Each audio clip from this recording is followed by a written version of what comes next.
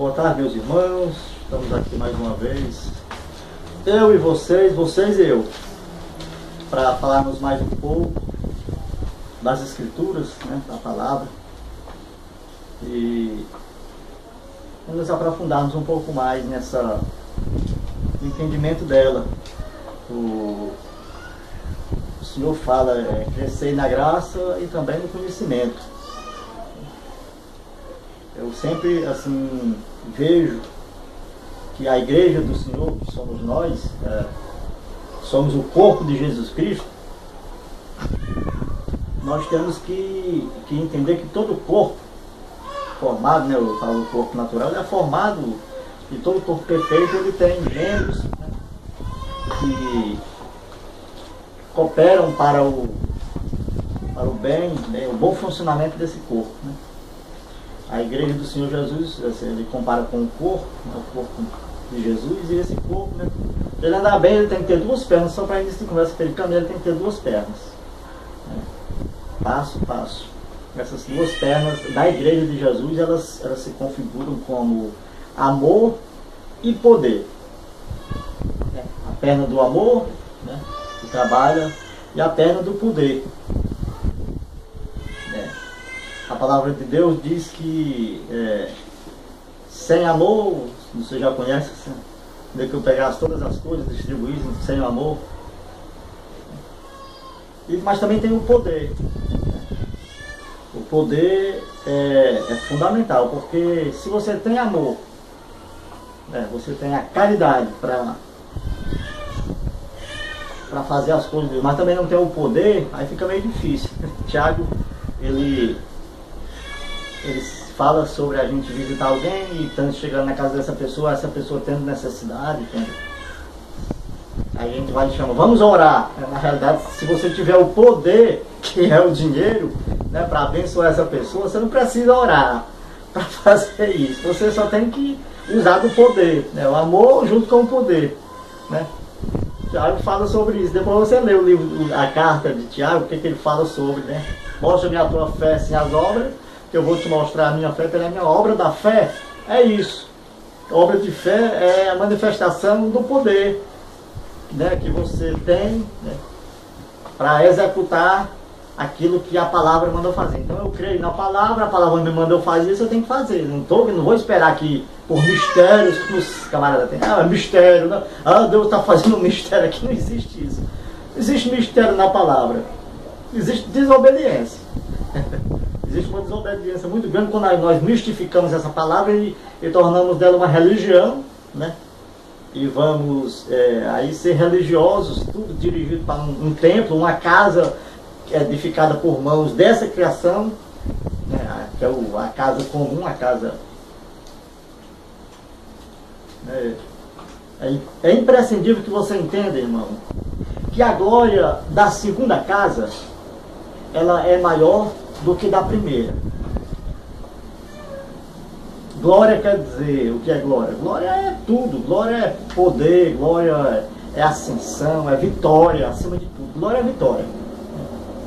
Se você pegar no dicionário, você vai ver que a glória ela está também ligada a ser vitorioso. E o Senhor fala que nós somos mais, Paulo fala que nós somos mais do que vitoriosos, ou seja, nós somos mais do que gloriosos, por meio daquele que nos amou. Preciso que eu entenda isso. E compreendendo isso, eu entendo que houve uma casa que foi edificada por Moisés, né, no livro de Hebreus, no capítulo 3. Deixa eu só um pouquinho clarear aqui a vista, que eu estou olhando para a luz dessa câmera que está me filmando, e a luz é um pouquinho forte, e me encantou um pouco, porque eu já ia ler enquanto eu tento, eu vou tirar um pouquinho o foco daí para mim olhar para casa e eu conseguir enxergar o que eu li anteriormente aqui. Mas a primeira casa, né, que foi dada para que Moisés construísse e fosse, a glória de Moisés estava naquela primeira casa. E eu vou até pedir o auxílio de uma pessoa aqui, eu vou chamar a minha esposa, que ela vai ler aqui para mim, porque eu não estou conseguindo ler aqui. É bom que você já conhece, quero apresentar para você a irmã Lília, minha esposa. Ela vai ler aqui e ela vai para mim depois explicar, porque essa luz realmente me candeou aqui, eu não conseguindo ler. Irmã Lira, por favor. Aos Hebreus 3, primeiro. Pelo que, irmãos, santos participantes da vocação celestial, considerai a Jesus Cristo, apóstolo e sumo sacerdote da nossa confissão, sendo fiel ao que o constituiu, como também o foi Moisés em toda a sua casa. Porque ele é tido por digno de tanto maior glória do que Moisés, quanto maior honra do que a casa tem aquele que a edificou.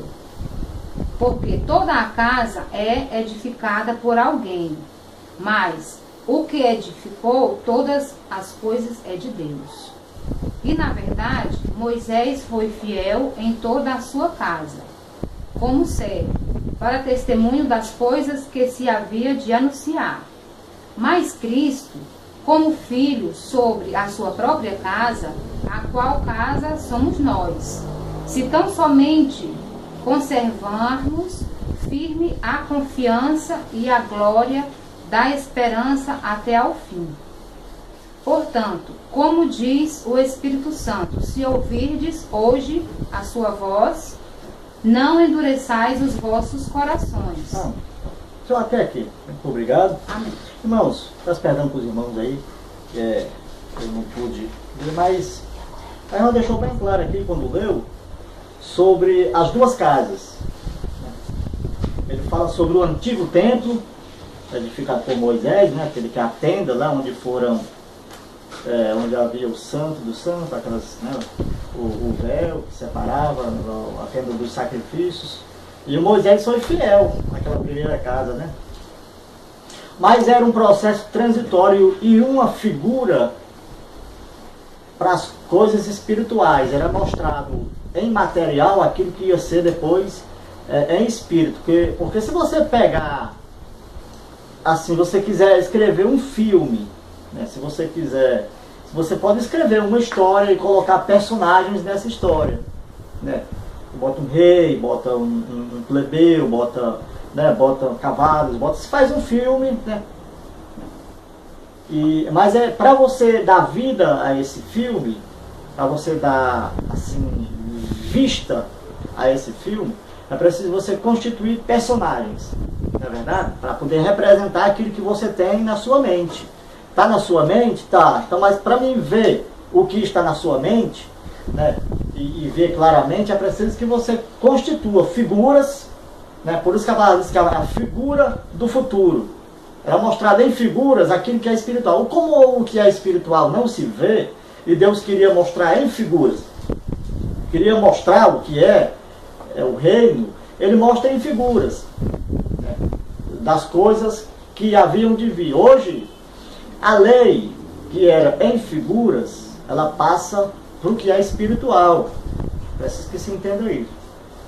Então, a casa, que era o templo, onde se ofereciam os sacrifícios, onde se recebia, né, a imolação, as oblações, tudo aquele negócio todo. E Moisés foi fiel, está escrito, nós lemos até agora, foi fiel em toda a sua casa, né? Já consigo ver alguma coisa aqui.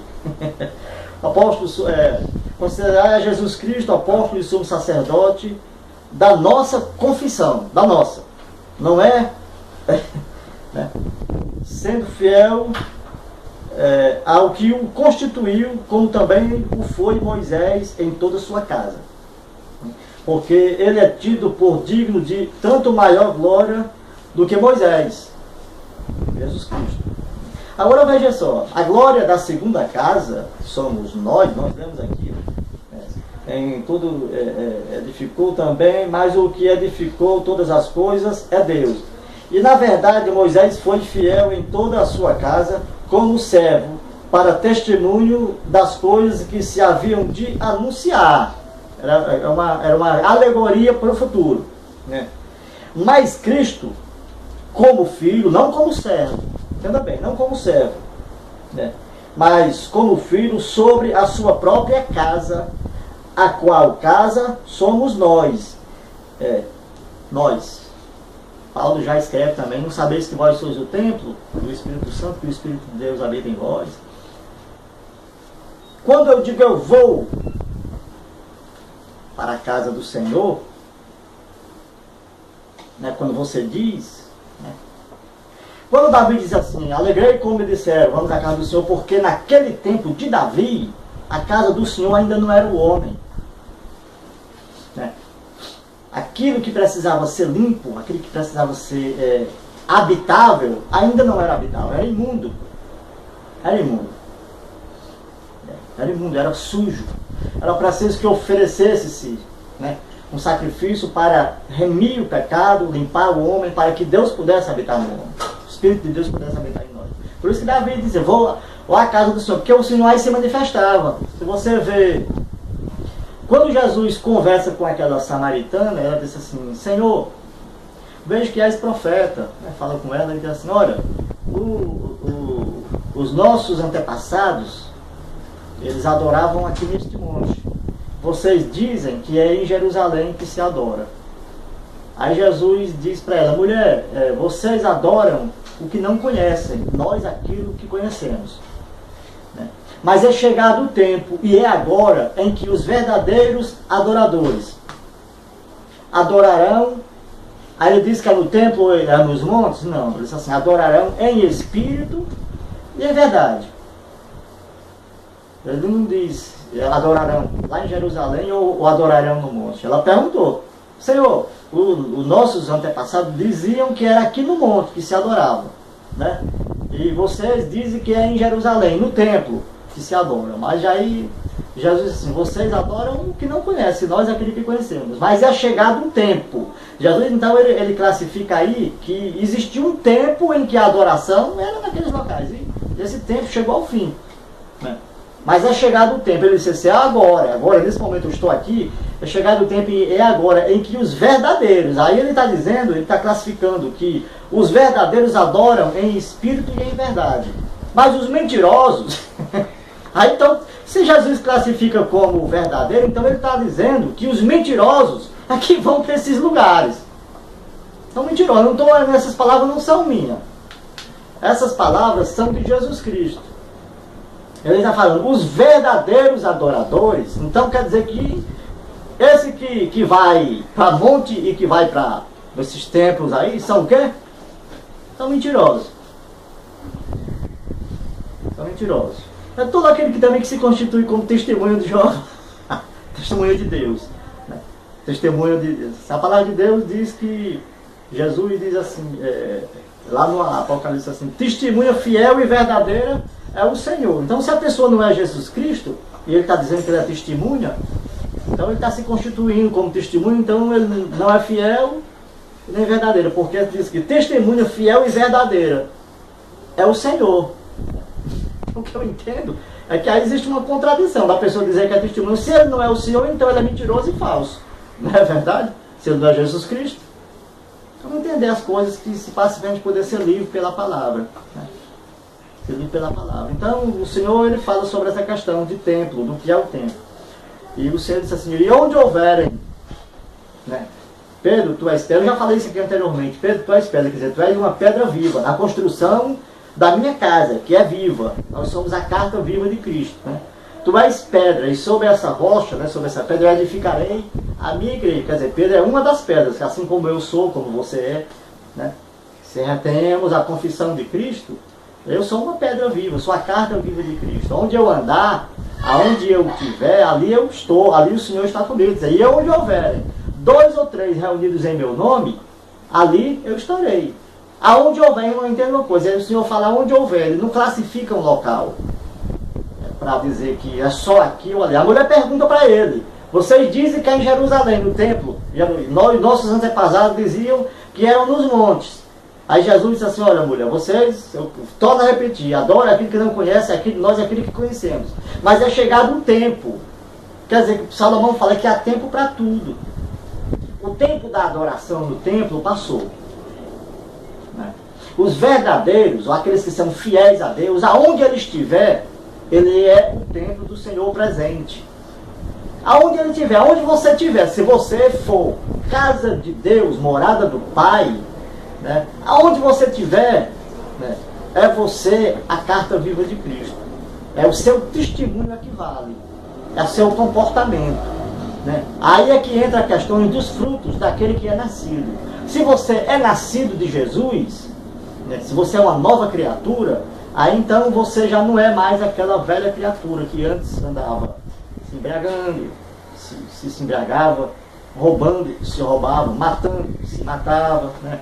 Se prostituindo, se prostituía, adulterando, se adulterava, né? Mentindo, se mentia. Isso com certeza, isso eu tenho certeza, porque a palavra de Deus diz: seja um pois mentiroso e Deus verdadeiro. Entendeu? Aí com certeza você já mentiu, e eu também já menti muito, né? Então, uma coisa, nós somos a igreja. Esse tempo foi purificado por Jesus Cristo. O tempo foi purificado, foi por Jesus, não foi por mim mesmo. Não foi eu que purifiquei o tempo, não foi eu que me purifiquei. O Senhor foi lavar os pés de Pedro, lavou primeiro dos demais discípulos, e foi lavar de Pedro, e Pedro disse assim: não, que é isso, mas lavar meus pés, que coisa é essa? E Jesus disse: se tu não me deixar lavar teus pés, tu não tem partes comigo. Aí Pedro, como era extremista, ora norte, ora sul, disse assim: não, velho, então nesse caso não apenas os pés, mas lava-me também todo o corpo, né? Cabeça e corpo inteiro. Disse assim: calma, você já está limpo, vocês já estão indo pela palavra que vos tenho dito. Agora me convém lavar apenas os pés. Depois eu vou explicar para vocês o que é essa lavagem dos pés que o Senhor fala. Mas, importante, a palavra de Deus, a palavra nos limpa, né? A palavra ela traz para nós a consciência. Como é que eu tenho certeza que a palavra me limpa? Pela própria palavra. Quando eu aceito Jesus, eu aceito que Ele é o Filho de Deus, quando você aceitou, eu aceitei, eu dei uma margem. É como uma lei. Toda a lei, ela oferece uma brecha para uma defesa. A lei não é pau, ferro, não. Ela tem várias interpretações. Cada um interpreta uma lei pela brecha que ela deixa, né? E o Senhor, Ele é muito flexível. A palavra dele diz que Deus é liberal. Existe uma flexibilidade de entendimento. E Paulo até fala sobre isso. Ele diz assim: cada um esteja disposto no seu próprio ânimo, ou seja, naquilo que entende. Cada um esteja seguro naquilo, se eu entendo assim, né? Mas é interessante uma coisa, que a palavra de Deus, ela é viva, apta e eficaz. E ela é direcionada, ela aponta para uma única coisa, que é para a misericórdia. A palavra de Deus, ela aponta para uma única direção, misericórdia. E ninguém pode usar de misericórdia com ninguém, lançando mão da antiga criatura. Não pode. Porque na antiga criatura, eu não tinha misericórdia nenhuma, né? Se alguém me aborrecesse, logicamente eu ia receber aborrecimento, né? Não. No Evangelho ele diz ao contrário: não combatei o mal com o mal, mas vencei o mal com o bem. Ele já fala aí de uma vitória, né? Ele fala de um combate, de mal com mal, porque todo combate ninguém sabe quem será o vencedor. Mas aí, no trato do bem, ele já oferece uma vitória. Ele diz assim: não combata o mal com o mal, mas vença. Ele já dá uma certeza de vitória. Vença o mal com o bem, né? Então a palavra, ela vem dando uma direção completamente diferente sobre as duas casas, né?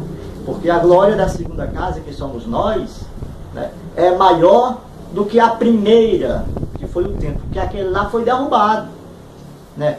Naquele lá o Senhor não se manifestou mais, e agora se manifesta através de nós, os seus filhos, né? Como que o Senhor se manifesta através de nós, os seus filhos, né? Irmão Orsilã, então eu não tenho agora que sei e tal, aquele negócio. Não. É muito simples a manifestação de Deus na sua vida e na minha vida. Simples. A manifestação de Deus nas nossas vidas, irmãos, é a vontade. Vamos supor que eu tenho uma vontade para ser realizada. Tenho uma vontade para ser realizada lá em um outro local, que não é aqui. Não, né? E eu vou e digo assim: quem poderá fazer essa minha vontade lá naquele local? Do jeito que eu mesmo faria. Aí o Senhor usa os seus filhos, né, como veículo, né, como canal, para que ele mesmo se manifeste ali através desse templo, lá naquele local, lá numa vida, alguém que está necessitando de uma cura, alguém que está necessitando de ser abençoado, né, está passando por necessidade, extrema necessidade, né, alguém que está precisando de um teto, alguém que está precisando, né, de uma visita no presídio, né. O Senhor Jesus, ele fala: se estive nu, me vestiste, estive sede e me deste beber, tive fome, me deste comer, tive preso e me visitaste. Fala: mestre, nós nunca te vimos nessa situação. Você fizeste por mim, toda vez que fizeste por esses meus pequeninos.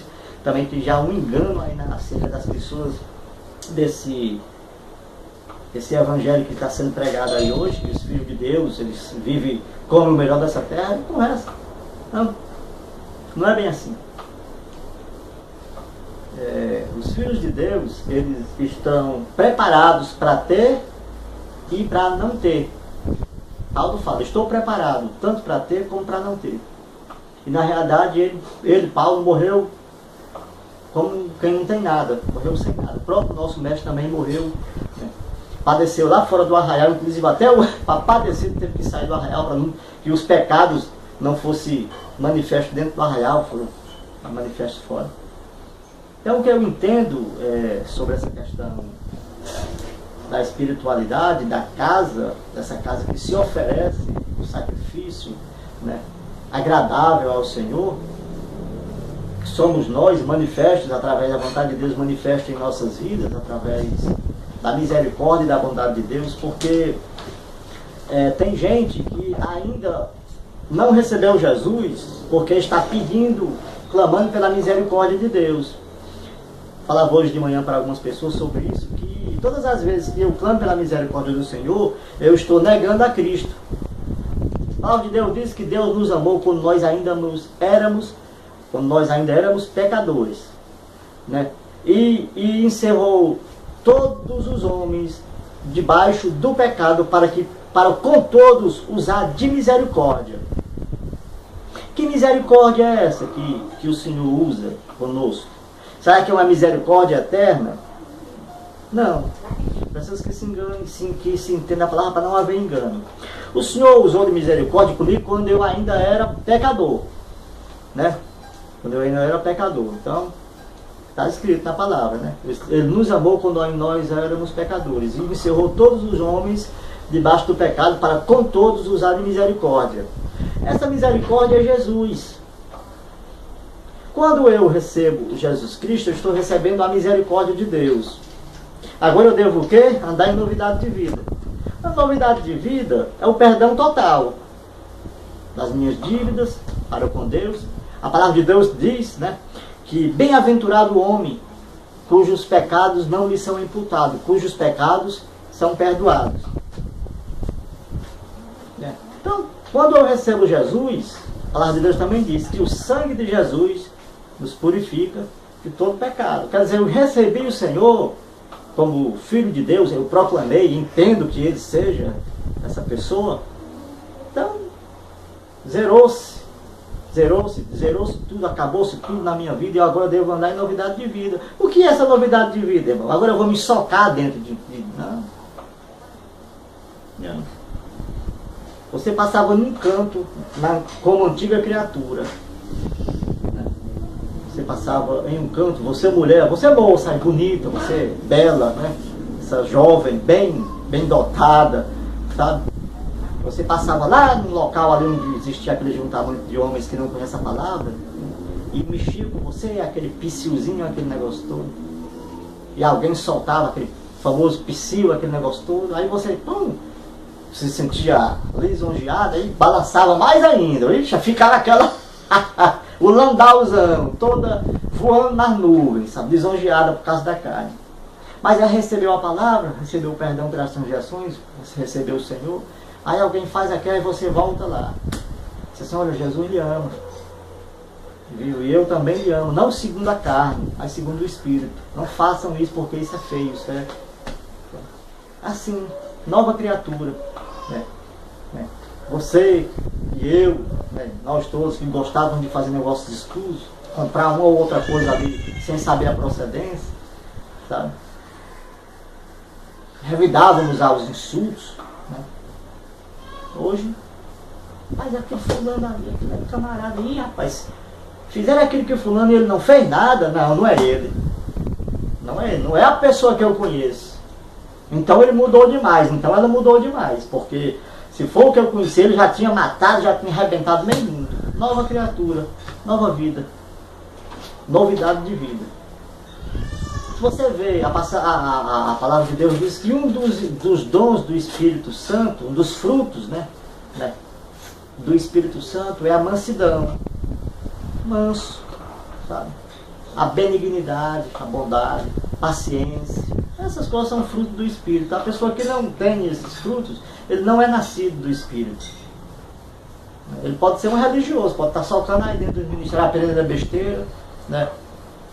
Fazendo campanha para indicar, para receber isso, para comprar carro, para isso, tal, ter isso, aquilo outro, e dizer que é bênção do Senhor. Não. A verdadeira milagre na vida de uma pessoa é a mudança de vida. A verdadeiro milagre, a verdadeira transformação na vida de uma pessoa é o nascer de novo, é uma novidade de vida.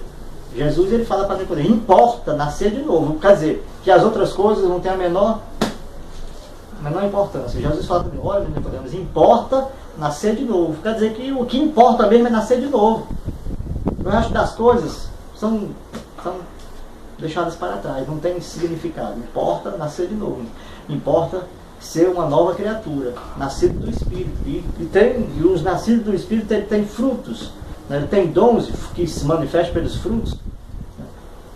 E são manifestos porque o dom é de Deus, é como a glória é de Deus. Eu não deu, mas você, rapaz, não me glória disso aí, não. Essa glória é do Senhor que me transformou. Eu mesmo por mim mesmo, Jesus, sem mim nada poderia fazer. Eu mesmo por mim eu não poderia fazer nada. Mas o Senhor, pela sua benignidade, ele me amou quando eu ainda era pecador.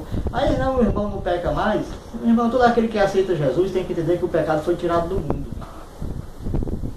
João Batista olha para Jesus e diz, esse é o Cordeiro de Deus que tira o pecado do mundo. Expliquei aqui uma outra oportunidade, que se você tiver antigamente na lei, o pecado era só encoberto. Ninguém tinha o poder. O sacerdote, eles ofereciam dons, né, aquele negócio, primeiramente por si mesmo, pela sua fraqueza, né, e depois pelo povo. E ali se oferecia, né, a lei, se oferecia dons através de homens fracos, homens que morriam e não podiam ressuscitar. Mas Jesus oferece, morre, é como quem vai tirar, desse exemplo aqui também, alguém que tira uma bomba que vai explodir aqui no meio de uma cidade, ele tira a bomba fora, ele padeceu fora do arraial, ele leva a bomba lá para fora, explode, ele morre com a explosão, mas ressuscita e volta vitorioso, né? E nós somos mais do que vitoriosos, não tivemos que sofrer o dano da explosão da bomba. Isso é que é o significado de tirar o pecado. O pecado, ele não ofereceu consequência nenhuma, nem para mim, nem para você. Nós somos mais do que vitoriosos. A bomba explodiu lá na mão de Jesus, né? Ele morreu por causa disso. E quem construiu essa bomba fomos nós. Deus disse que nós somos levados ao pecado pela nossa própria concupiscência, a nossa própria vontade. E uma vez o pecado ganhando força, dando luz ao pecado, vem a morte, porque o salário do pecado é a morte. Mas o dom gratuito de Deus é a vida eterna. Então Deus, ele se compadeceu, manda Jesus Cristo em forma de misericórdia para usar, né, e manifesta, ele deu força ao pecado. Como foi que Deus deu força ao pecado? Para o pecado se manifestar, né? Pela lei. Paulo, ele diz que enquanto não havia lei, ele não tinha pecado. A lei veio para dar força ao pecado. E o pecado ganha força e fica mais forte. É como uma pessoa. Eu vi até uma propaganda de um refrigerante um dia desse, eu me lembrei e assimilei bem assim próximo com esse pensamento meu. A pessoa andou no deserto, morto de sede, aí ele ia, provocava sede, comia sal, fazia aquele negócio todo para ir. Depois que ele tivesse já quase morto de sede, aí ele pegava um refrigerante daquele e tomava. Ele estimulou a sede ao máximo, né? Daí vem a expressão que aonde abunda o pecado, onde o pecado é forte, superabunda a graça. entendimento é esse. A lei veio para dar força ao pecado, para mostrar o pecado. Né? Porque o pecado, para ser pecado, ele é preciso que alguém dissesse, isso aqui é pecado. E a lei veio para mostrar. E não só para mostrar, mas para punir o pecado na carne. Todo aquele que pecava, a lei dizia o teor da punição. Esse pecado aqui não é para morte. Esse pecado aqui, a mulher vai matar umas rolas, aquele negócio todo. Né? Existe se um homem tivesse suspeita que ele estava sendo traído pela mulher, fosse só uma suspeita, ela não tivesse sido pego em pleno ato do adultério, que ele mandava ela tomar um chá de uma erva amargosa, e ela tomava e disse que a barriga, parece que a barriga e a coxa da mulher inchava. Aí era a comprovação de que a suspeita era verdadeira. Mas aí o processo era o processo de julgamento. Mas aí, se fosse pego em pleno ato, aí a execução sumária, imediatamente. Tanto que quando ele pega aquela mulher, ele foi lá a Jesus e disse assim, essa mulher foi pega em pleno ato, a lei diz que ela deve ser morta. Jesus, ele vem e oferece a misericórdia, o benefício da misericórdia. A lei diz que bastava 2 ou 3 testemunhas, era morte. Mas é Jesus e vem e oferece o benefício da misericórdia. Se você parar para pensar e analisar, e que Deus encerrou todos os homens, Jesus encerra todos os homens debaixo do pecado, para com todos usar de misericórdia. Depois ele diz, sem mim nada podeis fazer. Ele vai agregando muitas coisas a essa palavra, para que todos os homens entendam que todos os homens têm que passar por Jesus. Diz, ninguém vem ao Pai se não passar por mim. Né? Por quê? Porque todos foram encerrados debaixo do pecado. Por que isso? Né? Por quê que é dessa forma? Porque a palavra é quem aperfeiçoa a pessoa. A palavra é que me orienta para viver uma vida reta, uma vida digna. Uma vida digna. A palavra, ela me diz todas as coisas de como eu devo proceder. E eu, conhecendo essa palavra, a palavra diz, aquele que sabe fazer o que é certo não faz, comete pecado. Porque eu já fui orientado pela palavra. Na lei não existia essa orientação, mas já existia o conselho da misericórdia. Mas o pessoal preferia os sacrifícios da lei porque era muito fácil. Eu vou aqui e tal. É muito fácil, é muito bom, irmão, fazer farra com o dinheiro dos outros. Não é verdade? Eu vou pegar aqui, aí eu mato um bode, vou lá e entrego um carneiro. Um carneiro, aí por causa dessa corrupção, até o templo foi corrompido. O templo lá de Jerusalém também foi corrompido. O Senhor disse que eles tornaram a lei enferma. Por quê? Por tudo, olha, os camaradas vinham trazer os carneiros eram entregues lá no templo para sacrifício, alguns sobravam, o sacerdote não sabe, fazia aquela falcatrua toda, mandava os cambistas venderem as pombas e os carneiros lá na frente do templo, né? Isso era coisa que vinha lá de dentro mesmo, as falcatruas eram lá de dentro. Entre os sacerdotes, os cambistas lá na frente. Né? E vendiam aqueles animais 10, 15 vezes o valor do que as pessoas vinham de longe, trazer um carneiro de longe era difícil. Então eles chegavam, traziam dinheiro, compravam ali na porta do templo, carneiro por sacrifício. Então virou um comércio aquilo lá. Assim, não muito diferente do que está hoje aí. Virou um comércio. Então o Senhor Jesus chega essa senhora e senta a chibata neles, batem alguns assim, vocês fizeram da casa do meu pai uma casa de comércio, um covil de ladrão. Quem foi que fez isso? Foram os sacerdotes, foram os religiosos daquele tempo. Hoje quando eu vejo aí esses ministérios aí que o pessoal diz que é de Deus, esse negócio todo, não sei que Deus é esse não. Não sei que Deus é esse. Está início de conversa. O local não é, porque a casa eu já sei que sou eu. E aonde eu for ali, você, a casa é você. Eu já sei, tá? A palavra já me esclareceu isso, que eu sou a casa e que você é a casa. E aonde houver 2 ou 3 de nós reunidos, fazendo aquilo que Deus manda fazer, a prática da misericórdia, ali é o suficiente. Né? E eles faziam isso, e hoje não está muito diferente não. Casa de comércio. Quem dá mais, quem dá mais, quem dá mais. Virou assim uma proposta bem... Eu vi, agora tarde mesmo eu estava vendo um DVD aí de uma moça aí, desse negócio dos gospel, eu não sei nem onde é que veio esse ditado, negócio do gospel. Eu fico muito penalizado com isso. a vontade do meu coração é que todos, porque um reino dividido não pode subsistir. Eu queria que todas as pessoas tivessem entendimento da palavra de Deus. Mas eu não posso ir contra o que Jesus falou. Ele disse assim, muitos são chamados, poucos são os escolhidos. Né? Ele diz, aprendam de mim, porque eu sou manso, sou humilde de coração, o meu jugo é suave, o meu fardo é leve. Coisa que ele falou. Eu sou a porta, aquele que entrar por mim entrará e sairá e encontrará pastagem. Coisa que ele falou. Eu participei muito tempo de ministério desse negócio aí, e eu nunca entrei nesses cultos aí para sair. Não, como você também. Cada bobagem que é dita ali dentro, a maioria das vezes você sai de dentro desse negócio aí sem concordar, não é verdade? Fala, Deus diz que Deus não é o Deus de confusão. Então se você não concorda, é porque alguma coisa está errada. Ou é você ou é eles lá. Eu pergunto, você está errado? Eles estão errados? Você conhece a palavra? Você não conhece a palavra? Conheceria a verdade e a verdade te libertará. Eu também era desse jeito. Eu perguntava, Senhor, que besteira é aquela coisa? Mas eu pensava, será que eu estou errado em pensar dessa forma? Aí eu fui lendo a palavra e o Senhor disse assim, bem-aventurado aquele que tem fome e sede de justiça. Desses é o reino dos céus. Será farto, será saciado. Porque serão fartos. Né?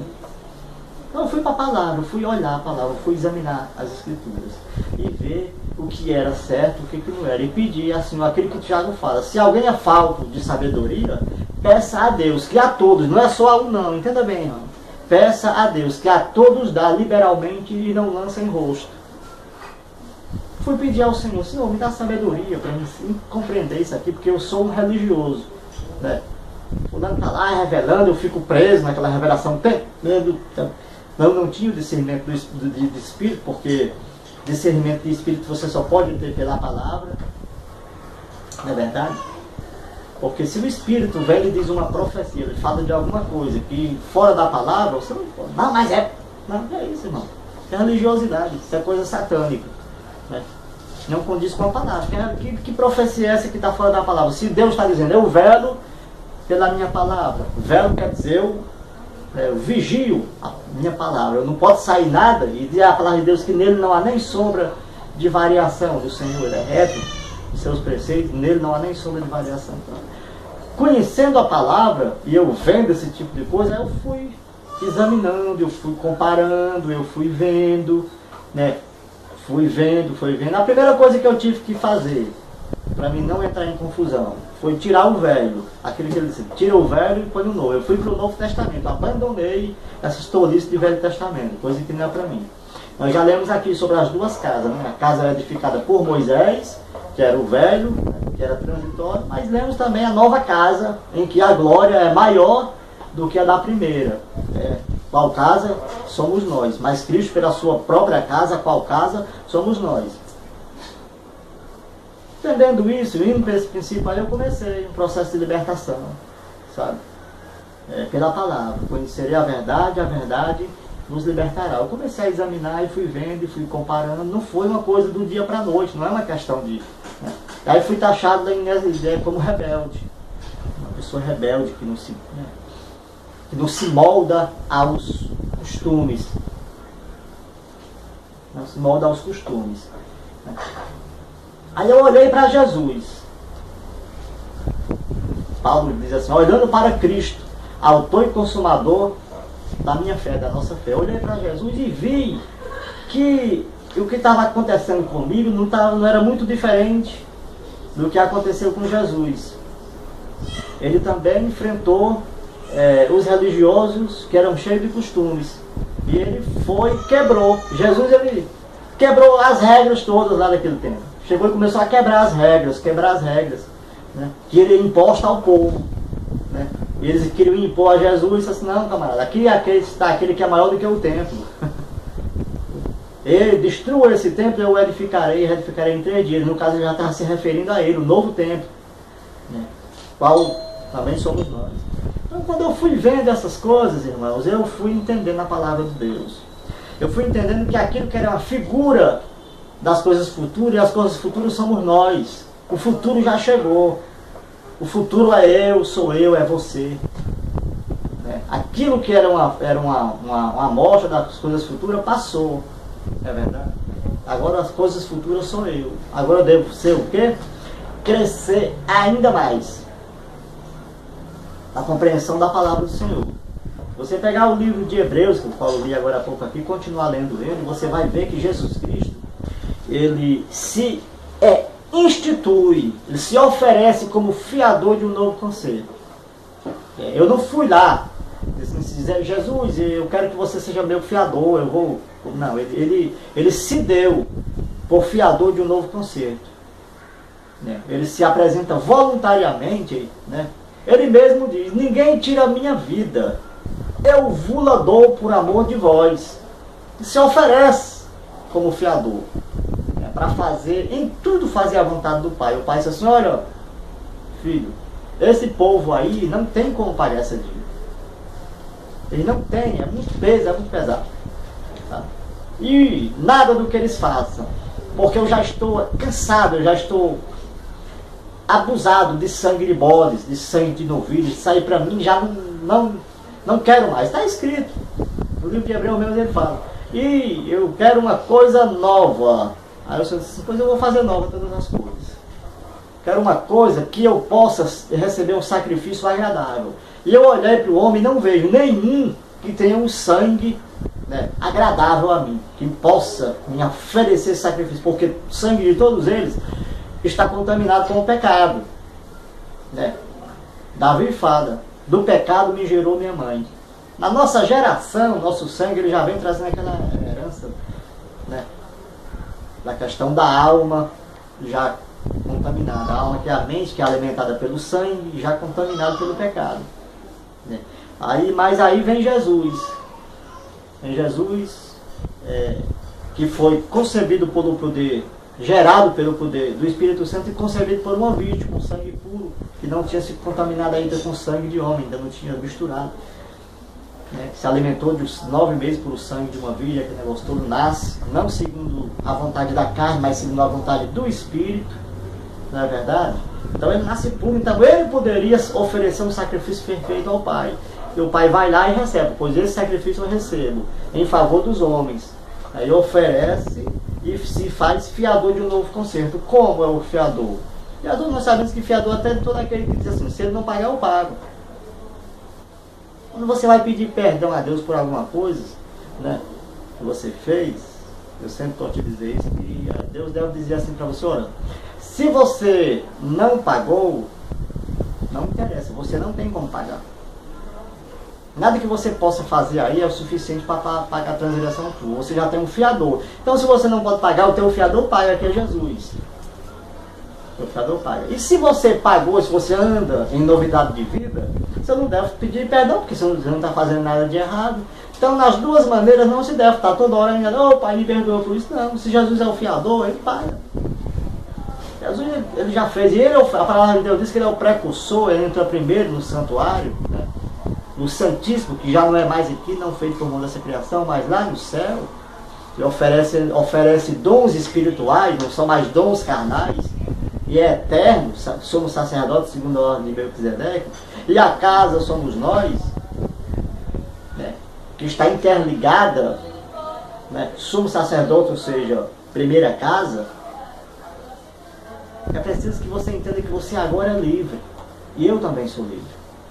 É claro que eu não devo usar dessa liberdade para fazer o que eu bem quiser. Todas as coisas são permitidas, nem todas convêm. Andar em novidade de vida. Mas entenda uma coisa, irmão. E religiosidade, de estar dentro disso, daquilo. Eu falei um dia desse sobre o dízimo aqui, aí uma irmã até postou uma mensagem aí, que a Bíblia Sagrada diz, que o negócio realmente fala lá no Velho Testamento sobre a questão do dízimo. Mas aí o dízimo ele foi instituído pela nação, para os levitas, não é verdade? Para o sustento dos sacerdotes, né, da antiga casa, para que haja o que? Mantimento na minha casa. Qual casa era essa? A antiga casa. A casa onde havia o sacrifício dos sacerdotes, aquele negócio tudo, onde os levitas serviam ao templo. O sustento daquele povo. Né? Mas a palavra de Deus diz que mudando-se o sacerdote, necessariamente se faz a mudança da lei. que agora não é mais carnal, é espiritual. Eu nunca ouvi dizer que o espírito precisasse de dízimo. Não sabia disso não. Se alguém souber de algum espírito que precisa de dinheiro, eu não gostaria de saber que espírito é esse. A lei é espiritual, né? Essa questão de Jesus é espiritual, não é carnal. Mudando-se o sacerdote agora espiritual, que é Jesus, necessariamente se faz mudança da lei. E Jesus Cristo, ele não veio segundo a ordem da nação levítica, ele veio de uma outra tribo. Ele veio da tribo de Judá. Se mudou o sacerdote, mudou-se também a lei. Toda a lei, inclusive do dízimo, ela foi tirada, porque o sacerdote agora é um outro sacerdote. Então houve uma mudança da lei. Leia lá em Hebreus, lê o livro de Hebreus, que você vai ver que a mudança do sacerdote é necessária, se faz mudança da lei. E Jesus Cristo, ele não veio segundo a ordem do levita, que a eles foi dado, segundo a lei, a ordem de receber dízimo dos seus irmãos, das outras tribos, para sustento. Mas aí, para início de conversa, a lei foi dada lá para eles, não foi para nós. Foi para nós. Então, e eu sou nascido na graça. Nasci na graça. Não segundo o aio, né, a imposição da lei. Mas nascido já na graça. Jesus já veio, eu nasci no tempo da graça, não no tempo da lei. A lei e os profetas vieram até João. Daí passou-se a falar do Evangelho, as boas novas. Está escrito, Jesus fala disso. Então, esse negócio de dízimo, isso aí é coisa para sustento de gente sem vergonha e vagabundo, que não quer trabalhar, querem enricar, querem andar de jatinho aí cortando os céus desse país e do mundo, sabe? Dizendo, e algum deles até chamando algumas pessoas de besta, de otário, sabe? Não duvidem muito disso, não. As pessoas sem escrúpulos, sabe, elas se mostram de uma forma diferente. É o travesti. Você já viu que o travesti, como é que ele se veste? Ele é uma coisa, mas eles, sabe, tem uma avenida aqui perto daqui, às vezes eu vou fazer alguns trabalhos lá pelo centro, e às vezes eu e meus filhos voltamos, às vezes à tarde, da noite, a gente passa por essa avenida aqui, ele está cheio de homens vestidos de mulheres, travestidos como mulheres. A impressão que dá, em alguns casos, eles são muito mais belos do que muitas mulheres, dada a fisionomia, por causa da forma de se vestir, da forma de se apresentar. E você diz, poxa, é uma mulher, mas não é, é um homem vestido de mulher, o travesti, né? A palavra fala sobre esse tipo de pessoa, né? Que são lobos travestidos de ovelhas, né? E enganam a muitos. Pela palavra você vai e fala aquela coisa, mas na realidade são lobos devoradores, travestidos de ovelha, para enganar as pessoas de boa fé. Eu sei que você, quando entrega essas coisas para essas pessoas, você entrega o seu coração, mas você está colaborando com a injustiça, e todo aquele que colabora com a injustiça é injusto também. Ou por acaso aquele que compra o roubo também não é incluído como cúmplice? Não é verdade? Tem até um nome dado para essa pessoa que compra roubo, é o quê? Como é que se chama? O receptador. Receptador, aquela pessoa que vai e compra um roubo é um receptador. Da mesma forma, a pessoa que coopera com a injustiça é injusto. Você não deve fazer isso, irmão. Você está cooperando com a injustiça quando você entrega as coisas para essas pessoas usufruírem de coisas que você poderia dar para um irmão teu, da tua própria casa. Aí, às vezes um filho teu está precisando de uma coisa e você, não, isso aqui é do Senhor. Que Senhor? O Senhor é dono de todas as coisas, o Senhor não precisa disso. Esse teu filho está precisando, teu irmão, teu pai, tua mãe está precisando de uma coisa, você vai lá e tira do teu salário 10, 20, 30%, vai lá e entrega para esse monte de vagabundo, e o teu parente está lá. Que testemunho é esse? A palavra de Deus diz que aquele que nega, que abandona os da sua própria casa, é um miserável, é pior do que o infiel, porque negou a fé. A fé, a palavra está dizendo que eu devo acolher os da minha própria casa, ajudar na sua necessidade, tá? Para que ele veja em mim, eu possa ganhá-lo sem palavras, possa ganhar essa pessoa pela misericórdia, pela obediência à palavra. Eu ganho, sem palavras eu ganho essa pessoa para Jesus, para o Rei. Ele vai ver em mim a imagem expressa de Jesus Cristo, pela bondade, pela generosidade.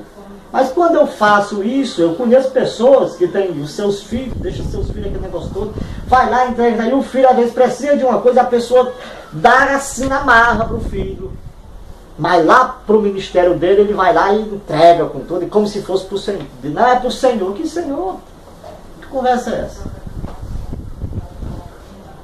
Não é um engano que existe no Senhor. Será que você que está me escutando aí, será que tua consciência não pesa sobre essas palavras? Ao você ver uma pessoa aí da tua rua passando uma necessidade, você tirar o teu dinheiro e entregar para essa coja de ladrões que roubam a consciência dos outros. Eu falo ladrão de consciência, sabe? Que estão pegando dinheiro e, sabe, gastando com o seu benefício próprio, seu usufruto, falando de Deus, aquele negócio todo, e você tirar daí do seu, né, das suas despesas, às vezes, e entregar. Que, poxa, será que a tua consciência não dói? Fale com Deus e pergunte a Deus sobre isso aí. Fale hoje, daqui a pouco, quando você for dormir, né? Pergunte a Deus, irmãos, de onde é que vem esse entendimento, né? Se tem uma pessoa junto de você, na sua rua, passando necessidade, você pega aquele que você poderia ajudar, abençoar essa pessoa, e você vai lá e entrega na mão de alguns salteadores que tem por aí, né? Ricos, sem, né? Eles usando o nome do Senhor para promover a injustiça. E tirando da boca de quem precisa, né? E usando em benefício próprio. Você é a igreja, onde você for, ali o Senhor está contigo. Aí o Senhor está contigo, sendo você a igreja, aí você passa pela necessidade da não, eu vou para o templo. Lá é que, aí Jesus disse assim, havia um homem, um samaritano que saiu a viajar, e no caminho ele encontrou um homem ferido de morte. Mas antes desse samaritano encontrar, primeiramente passou o sacerdote, né? Olhando o homem, ele passou de largo. E ele ia para onde? Ele ia lá para o templo, né? Com certeza ele ia ensinar alguma coisa lá. Com certeza, talvez, a misericórdia não era, porque ele não estava usando dela naquela. Depois passou o levita. Com certeza ele ia fazer o que lá? Pelas regras de hoje, o levita é aquele que vai lá e louvar, né? Aquele negócio que chama de levita. Então, passou, ele disse que olhou o homem lá ferido, e passou, ele ia para onde? Não ia para o templo? Ia para o templo. Mas aí vindo um certo samaritano, esse não ia para o templo. Ele ia cuidar dos seus negócios. Ele ia a cavalo, né? E ia, fala, Jesus é bem claro quando ele dá. Ele ia cuidar do seu negócio, estava indo trabalhar. Ele não tinha religião nenhuma. Então, encontrando aquele homem ferido, ele foi lá, colocou sobre os ombros, levou para uma hospedaria, pagou. Antecipadamente, pagou. Deve ter também passado alguns dias lá e disse assim, olha, está aqui, pelos dias que já se passaram, ele não se recuperou, eu vou pagar aqui esses dias que se passaram. Não posso mais ficar aqui, mas eu vou e volto. E tudo que for aqui, que passar, vou deixar um dinheiro mais sobrando, o que passar aqui você põe na minha conta, que quando eu voltar eu acerto. Uns iam para o tempo, mas esse homem não. O Senhor Jesus está dizendo o quê? Eu não vejo nenhuma dessas comparações do Senhor Jesus falar em igreja, disso, igreja aí, não vejo. Eu vejo o Senhor Jesus falar da ajuda ao próximo. O que é o próximo? É qualquer pessoa que esteja passando necessidade. Qualquer pessoa, qualquer um. Ah, mas fulano de tal, quando está no bem bom, né, mas depois, irmão, o são não precisa de médico, e sim o doente. A pessoa não está precisando, como é que você vai ajudar quem não está precisando? Você só vai ajudar quem está precisando. Não é verdade? Eu vejo muitos pessoas aí falar, fulano de tal não está, porque vira de dó, só se lembra de Deus quando está precisando. O que é isso? Quem sou eu para julgar as pessoas, a mente das pessoas? Eu sei de uma coisa, a palavra manda eu ajudar quem está precisando. Não é isso que a palavra mandou fazer, você fazer? Ela manda nós fazermos a quem está precisando. Não importa que quando a pessoa... A palavra de Jesus diz, o são não precisa de ajuda, não precisa de médico. Quem precisa é o doente. A pessoa está dizendo, a palavra de Deus, se você encontrar um necessitado, agora será que a pessoa vai ficar necessitada a vida toda? Não. Eu mesmo já passei por muita necessidade da minha vida. Já fui ajudado.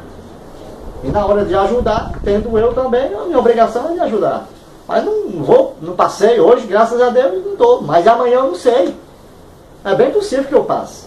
A palavra de Deus diz que há tempo para tudo, não é verdade? E eu, pelas experiências que eu tenho na minha vida, já fui muito bem e já fui muito mal. Já morei em liberdade, já morei em presídio. Né? Tenho experiência para dar a entender, se você quiser saber. Não vou dizer que o Paulo diz que estou preparado para ter e para não ter. Eu não sei. Não sei, porque se eu fosse uma pessoa sozinho, pode até ser que eu tivesse preparado, porque eu poderia dormir debaixo de uma ponte, em qualquer canto para mim estava bom. Mas eu tenho esposa, eu tenho filhos ainda, preciso trabalhar, preciso manter, preciso pagar uma energia, preciso pagar uma água, um combustível de um carro para ir trabalhar, uma coisa e outra. Então, posso dizer ainda que eu estou preparado para ter e para não ter, não por minha própria causa, mas por causa daqueles que vivem comigo. Né? Não sei qual seria a fé deles se a gente tivesse que não ter nada, absolutamente viver como Cristo viveu. Não sei. Uma coisa eu sei, né? Aqui Paulo, como diz, eu também digo, deixando as coisas que para trás ficaram, eu sigo em frente, rumo o alvo, né? Em busca do prêmio da sublime, da suprema vocação. Mas sem procurar me embaraçar muito com as coisas daqui. Que eu adquiri muito no meio desse negócio, desses ajuntamentos aí, dessas coisas, dessas congregações, foi inimizade. Discórdia de uma coisa e outra, as pessoas que a gente ama segundo a carne, a gente fica intrigado, as pessoas que não falam mais com a gente passa e viram a cara, viram o rosto para discordarem daquilo que a gente acha que seja, né, o verdadeiro evangelho, a verdadeira palavra, que se voltam contra a gente como se a gente fosse inimigo de morte.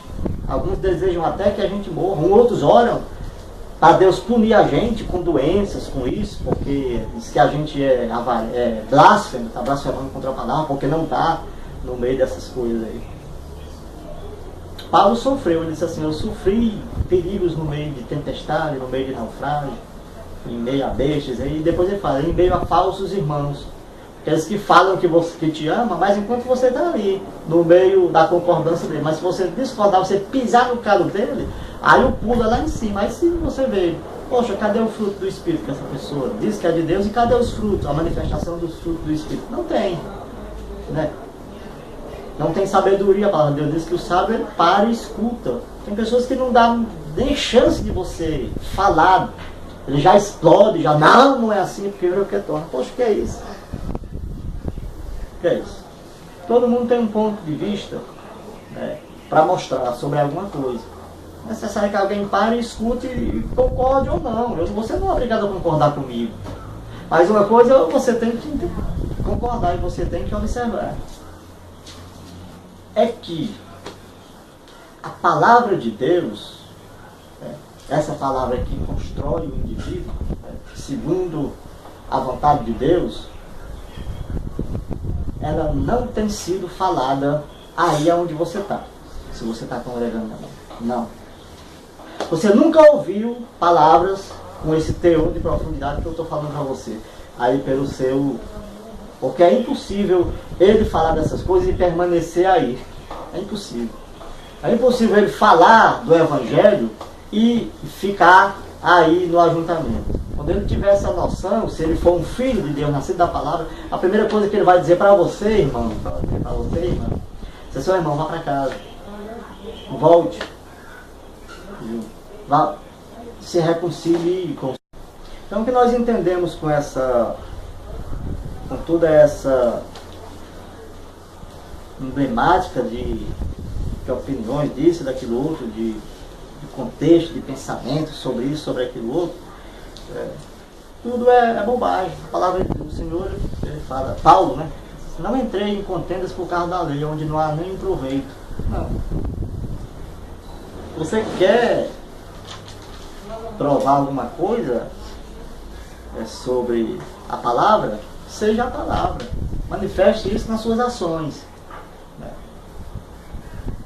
A gente não deve ser crente de palavras, a gente deve ser crente de ações, de obras.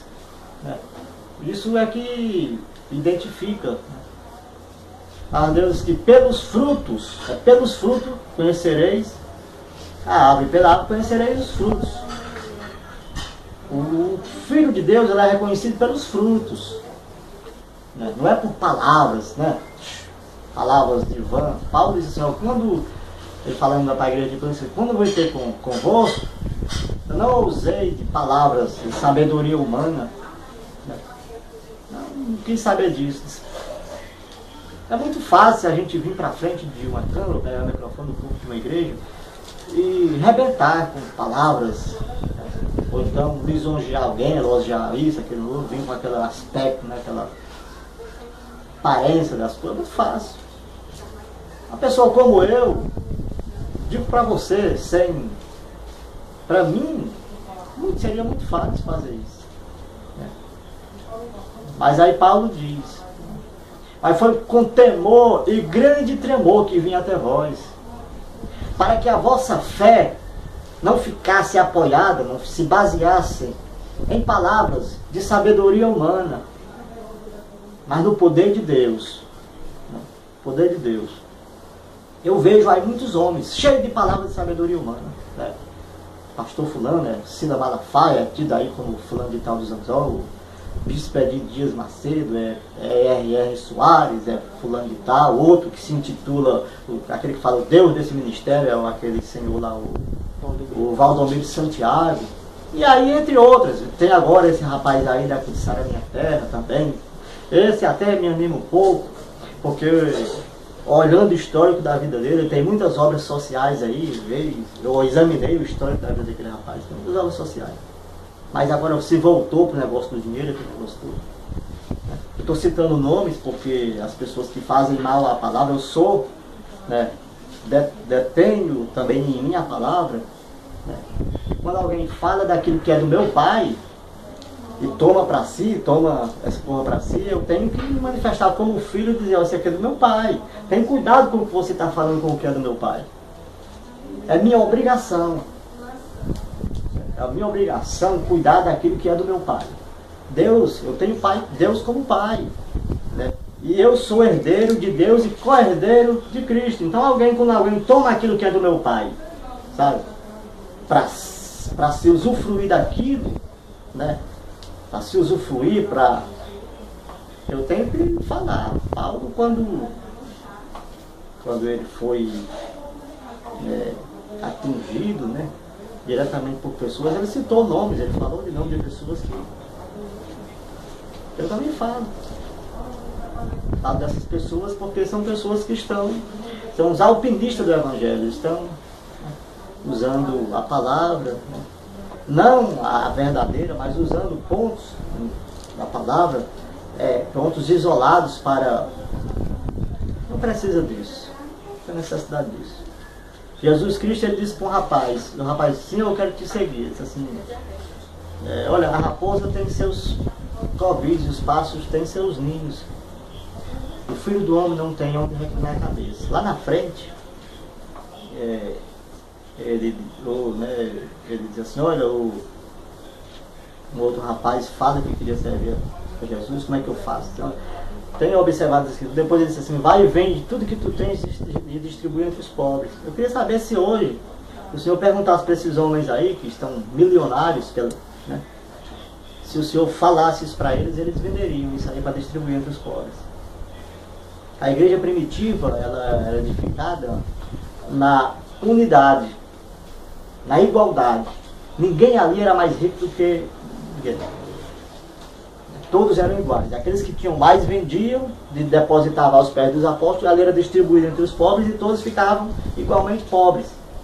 Para ninguém ter do que se gloriar ou vangloriar do outro. Igualdade, só isso. Hoje em dia você não vai ver isso aí jamais. A palavra de Deus diz que por se multiplicar a iniquidade, o amor de muitos esfriará. O que é iniquidade? Iniquidade é pecado. Diz que o amor ao dinheiro é a raiz de todos os males.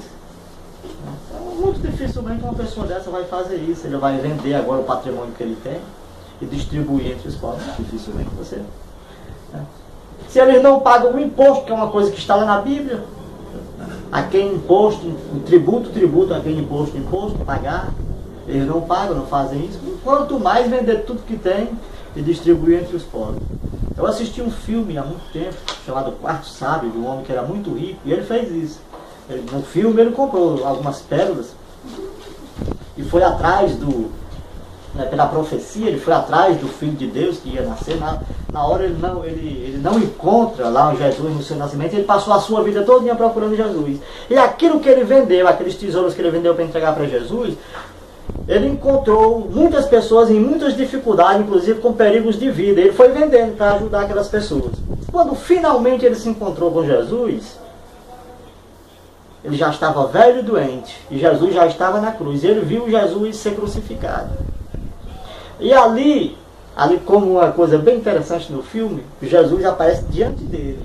Ele já quase morrendo, aí ele olha para ele e diz assim: Senhor, agora é tarde demais, eu te encontrei muito tarde, eu não tenho nada para te dar, não tenho nenhum presente para te entregar. E Jesus, assim no filme, olha para ele e diz assim: olha, eu tive nu, me cobriste, tive sede, me deste de beber, e tive fome e me deste de comer. Estive preso e me visitaste. Aí ele olha para Jesus e diz assim: mas mestre, eu nunca te encontrei, estou te vendo pela primeira vez. E Jesus olha para ele e diz assim: fizestes por mim todas as vezes que fizeste pelos meus pequeninos. E vamos dar vida daquele homem, até se encontrar com a figura de Jesus, ele entregou, vendeu todos os tesouros que ele tinha e entregou, ao longo da caminhada dele, a busca do Filho de Deus. Ele foi delapidando aquele patrimônio que ele ia entregar para Jesus. Será que alguma dessas pessoas teria coragem de fazer isso quando vê televisão? Aí está cheio de crianças precisando de um transplante, de um rins que precisa. Agora, nessa semana mesmo, na televisão, uma família está precisando de 30 mil reais para ir para a Alemanha fazer lá uma operação. Eu não vi nenhuma igreja evangélica dessas aí se manifestar para pagar essa viagem. Será que quando o Filho do Homem voltar, encontrará fé na terra? Será que quando Jesus voltar, ele me pergunta, será que quando o Filho do Homem voltar, encontrará fé na terra? Olha, meu, pensa bem o que tu está fazendo com o teu dinheiro, aonde é que tu está depositando a tua esperança e a tua fé, na mão de quem você está fazendo isso? Você é a igreja, você pode servir de um ponto se você é sincero com a palavra. Irmão, você tem essa arma na internet. Tem tanta gente necessitada nesse momento, tem tantas famílias uma hora dessa que estão deitando agora, os filhos estão deitando sem ter comido nada hoje. A menos que alguns tenham roubado, que são obrigados a roubar para poder se alimentar. Falta de amor na terra, falta de fé na terra, falta de fé na palavra na terra. E a gente, eu não, muitos, estão pegando aquilo que poderia ajudar essas pessoas e estão entregando na mão de ladrões e salteadores. O Senhor Jesus fala: aquele que não entrar pela porta, ele é ladrão e salteador. Ele diz: eu sou a porta, aquele que entrar por mim entrará, sairá e encontrará pastagem. Então, vamos ver, analisar, examine-se, pois, o homem a si mesmo. Você quer comer o corpo de Jesus e beber do sangue de Jesus? Examine-se a si mesmo, vê se o que você está fazendo lá é correto. Eu já mostrei pela palavra que o dízimo é a coisa da lei. Mudando, se o sacerdote necessário se faz mudança da lei. Jesus não é sacerdote segundo a ordem dos levitas. Então veio a ordem de Levi, veio até, Jesus, acabou-se a lei, acabou-se a ordem levítica, e agora Jesus Cristo é um outro sacerdote, não segundo a lei do pecado e da morte, mas segundo a justiça de Deus, manifesto pela vontade de Deus para todo aquele que nele crê. Somos agora a casa de Deus, morada de Deus. E essa casa, ela está aberta para ajudar aos outros, não para entregar o que tem na mão de ladrão. Se você é de Deus, quem é de Deus ouve a palavra de Deus, obedece. Muito boa tarde para você e até o próximo encontro. Deus nos abençoe a todos.